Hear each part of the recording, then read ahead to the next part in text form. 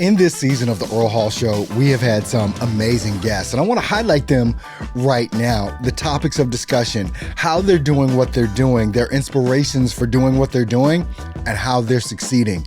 Watch these, and you're going to be inspired.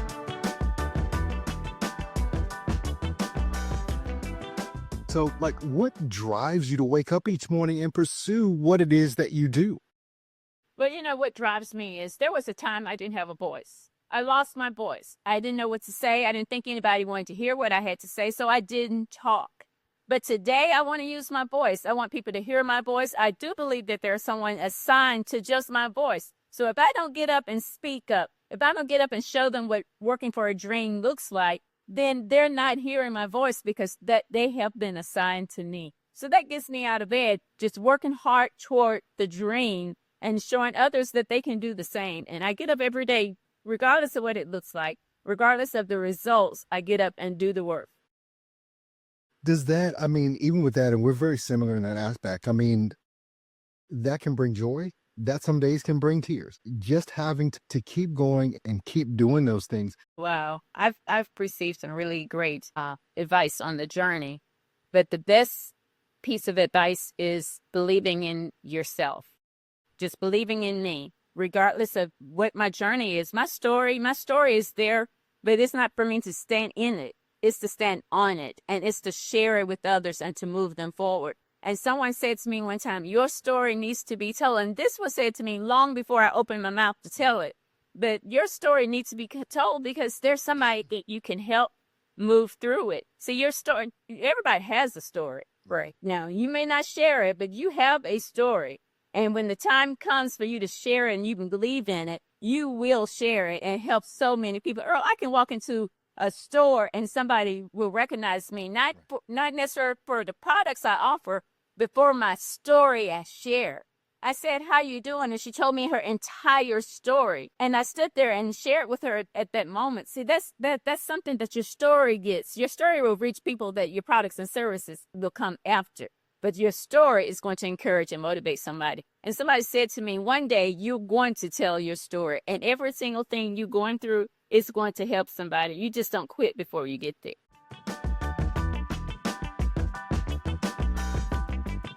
Tina, what is maybe your greatest strength and how has it served you in your work? I think perseverance. And without faith, I could not have the other. I truly believe that from a very young age, had my family stayed in Mexico, yes, God would have had a way there too. But for me to be able to learn from a very young age the value of God's love, and then for me to go back hundreds of years into history, seeing the perseverance that my ancestors had, that has been a drive in my life that has just been so valuable because perseverance means so much more to me than don't give up. But I want to live not giving up. I don't want to just speak the words, but I want to live it. I want to demonstrate it. Once I'm gone, I want people to realize that if you don't give up, you have a future. Yeah. And I talk about those 4 pillars all the time. And it is love each other. And if you want to imagine her not having English was not her first language. So as an adult, it was even harder for them to learn the language. So she could not pronounce the TH. So she would say love each other. Each other. Okay. Yes, because she couldn't pronounce the TH sound. And then she would say, forgive each other and let's pray about it and never give up. Like those are the 4 pillars. If we really concentrate on each one of those, that is the recipe for life, for success. Because if we personally don't harbor hard feelings to somebody else, that frees me. If I love somebody else, that frees me. That gives me the person I can call up anybody and say, I'm having a hard day. Come alongside me. And then if I pray about it, that gives me faith that something good will happen, even though it might not look like it today. And then if I forgive, like those are just the 4 pillars that have guided my adult life and will continue. And I'm so honored to continue that which she exemplified.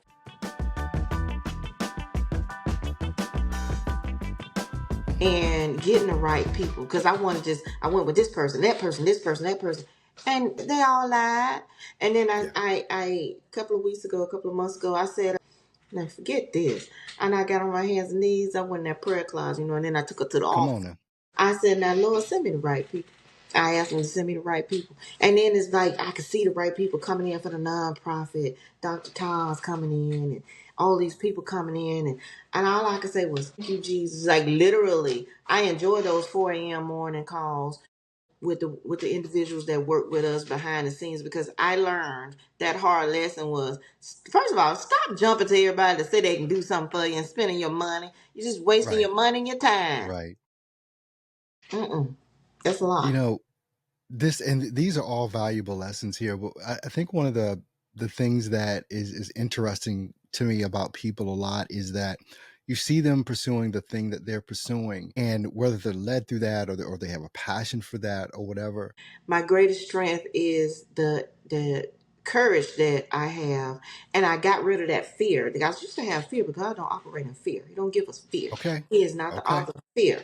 So knowing that I no longer have that fear, knowing that I can. At first, I wouldn't do any interviews because knowing if listen, call me for an interview. I'm gonna get on there, but that's God in me. No, if when Mm. you know me, you know that I tell my story all the time. I felt like I didn't have a voice, and I know I have a voice. That strengthens me knowing that someone wants to hear what I have to say, and that's all the strength I need. I think that's powerful because I think many times people are held back thinking that no one wants to hear what I have to say, or no one's going to think I'm important enough Mm. to, listen to what it is that I have to say.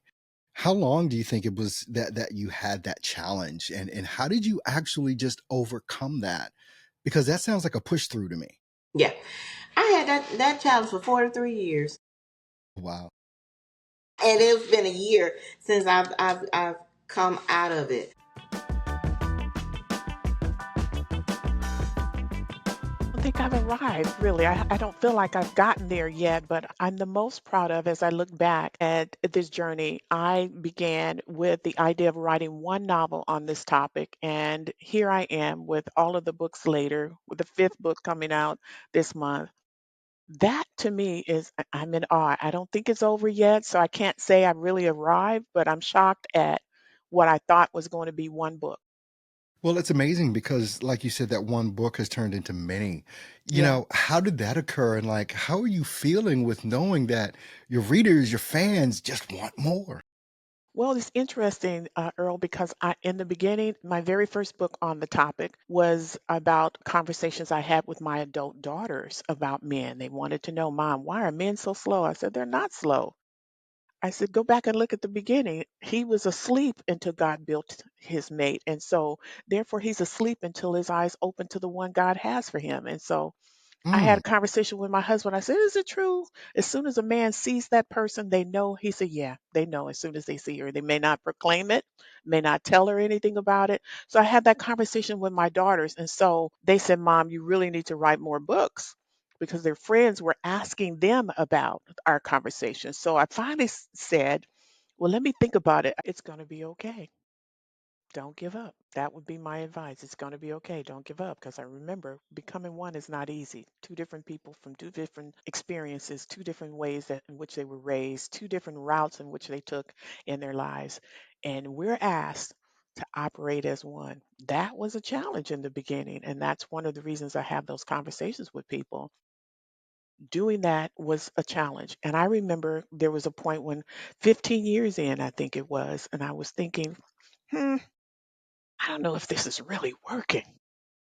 Let me go and talk to somebody who has some wisdom. And so went over to my senior aunt, close to 80 years old. I said, Oh, Marie, I don't know. This is rough right now. And she said, Baby.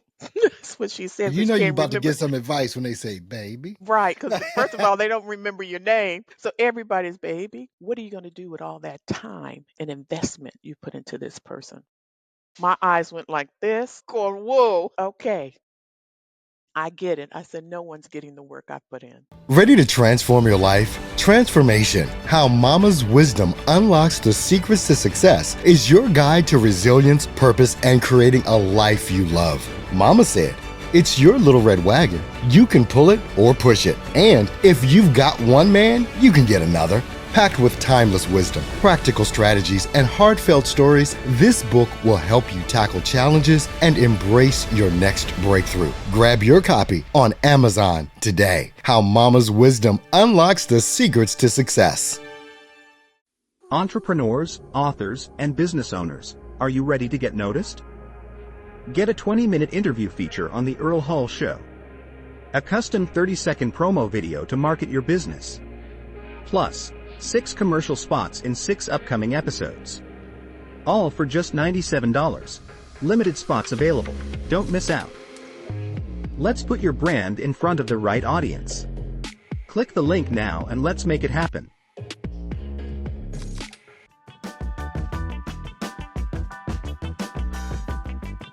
Sometimes it's not about the success that I'm seeing, it's about the growth that needs to occur with me. Because as I grow, my success will be at a different level. But if I Definitely. don't challenge myself, I'm going to be successful, but it's going to be at that level. Well, I'm working too hard. My aspirations are not at this level.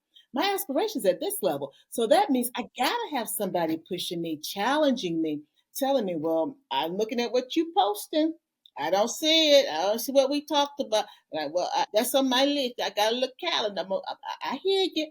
Uh-huh. Because again, I had my plan. And then things shifted. And so I'm moving things forward on my to-do list or on my calendar.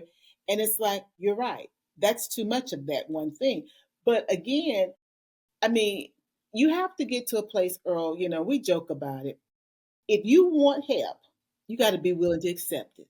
Yeah, it is. I mean, because if you're not going to accept it, then go sit on the sidelines.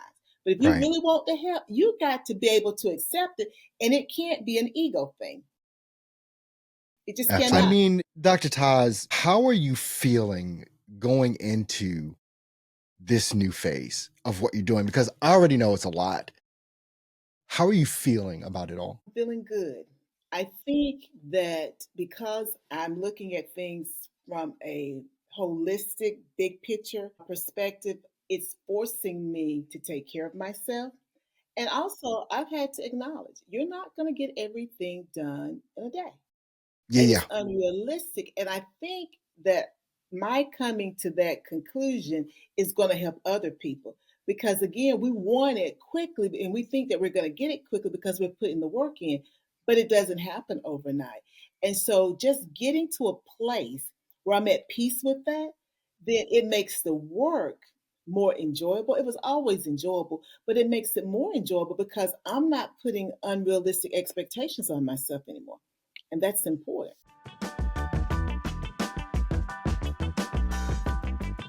I mean, in the entrepreneur world, I mean, women are definitely on the rise. It's the biggest sector. I mean, mostly women are starting new ventures at this point. Why do you think that is? I think they're looking for, number one, a sense of empowerment, a sense of being recognized, because in the corporate sector, the level of recognition isn't there. And the opportunity to sort of control what's next in their lives.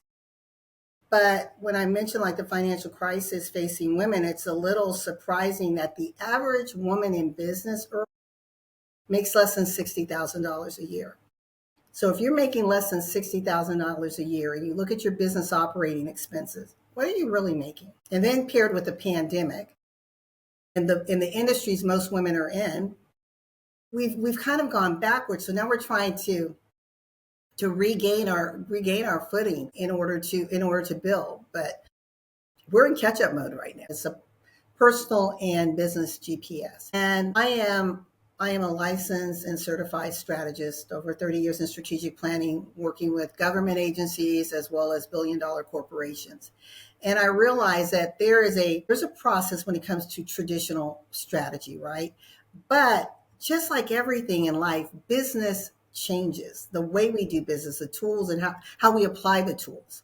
And so today, most small business owners look at, oh, I hear strategy. Okay, this is where I am, this is where I want to be, and let me guess in the things I'm going to put in place to get me there. That doesn't work anymore. And that's where like the secret sauce is missing. That's why you have legacy companies and those companies that last maybe 3 months to 3 years. And what it is the R3 system is my system that overlays traditional strategy. And it enables you to first identify what it is that you've said that you're going to do, but more importantly, why you say that. Mm-hmm. Because if you don't show up and if you're not committed to you, why would you expect the world to show up and applaud you? Why would you expect anybody to line up and buy from you if you don't really believe in what you're doing?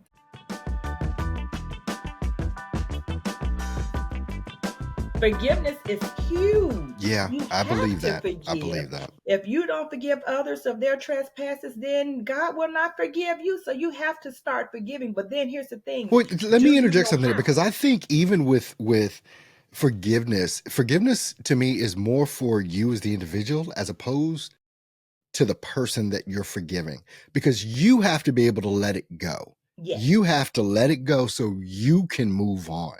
Yes. You have to forgive yourself. You have to forgive yourself first. But then you also have to forgive the other person. You have to, because people grow old being bitter. I have seen Well, I've seen it. Yes, I've seen it. being bitter and angry, and then they're trying to figure out, well, what happened. So yeah, no. So then you need your family. Sometimes your family are not going to be there with you. Sometimes there may be something may go on in a family, someone may take sides. So the family that you came into the relationship with Yeah. may no longer be there. Right. So you have to, that's a big thing. And then your faith.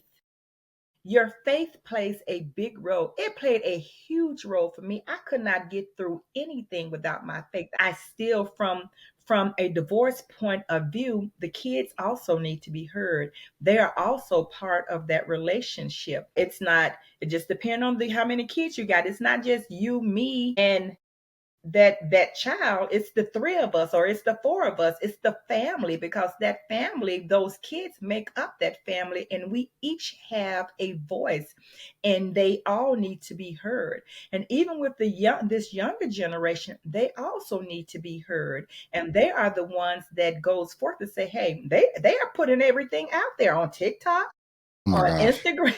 Yeah, they are. So you better open up. You better open up and have these hard conversations. You need to. That actually starts the healing process. The conversations. Okay. And if you don't know how, then that's where the therapy and the counseling and the coaching that I myself do, that's where that comes in. I'm not a counselor. I'm not a therapist. I'm not a psychiatrist. I am a coach. And there is a big difference from that. But I can tell you this, you need to see and talk to someone so that you can get what you need to be able to move forth in your life.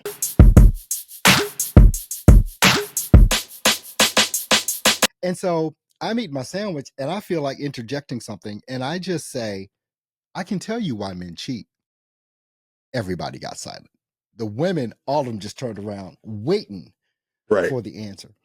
And I said, men cheat with another woman 9 times out of 10 because that woman is making him feel more masculine than he feels at home. Absolutely. What do you think about that? That's perfect. That is exactly it. And in the book, I'll just say in the book, Chuck's wife emasculates him constantly. And he's trying to, he's like, okay, I can take it. I can deal with this. And even if he doesn't do anything, even there's a scene or a selection in the book where he doesn't do anything wrong, but he's apologizing all the time because he wants that to be fixed. He wants to be everything that she's saying she wants, even though it's not necessarily him. But he's trying to be what she wants, but he craves being the real him. He loves being himself, but yes, she emasculates him constantly, and that's a big reason why men cheat. But I think men are getting better at trying to do that. but it's still a difficult spot to be in, right? Yes. Are you seeing these types of things occur online yourself as far as men Yes. trying to come out? I saw a video a couple of months ago, and I can't remember who the interviewer was with, but he said he went through this whole laundry list of if a man is funny, then he's weak. If a man is wants to talk, then he's weak.